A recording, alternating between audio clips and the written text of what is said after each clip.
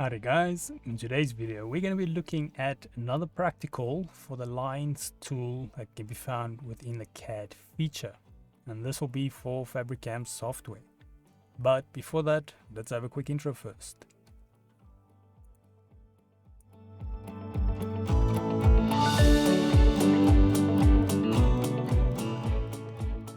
So today's video can be found on softwaretraining.co.za. We make short and easy to watch problem solving videos, and we also have daily updates. Otherwise, if we head into the program here. Now in the previous,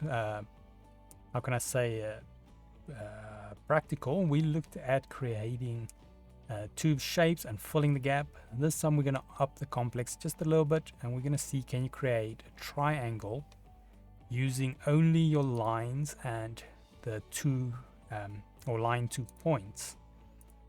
So yeah, we're going to leave that as a little challenge. Like I say, in the challenge you must use at least 2 of these tools, but this time instead of creating a rectangle or a square, we want to see if you can create a triangle.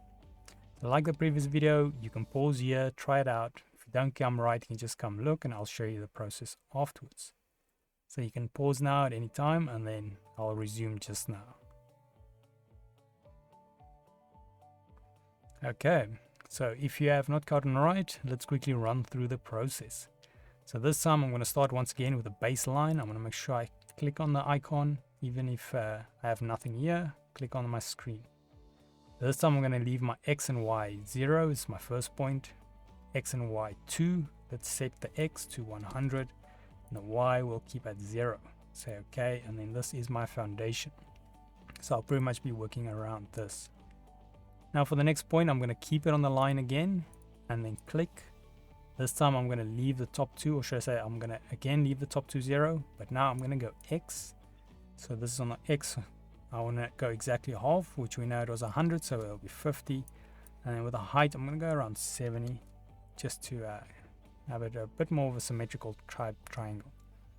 So I'm going to say okay, and then there we go, we've got our line added.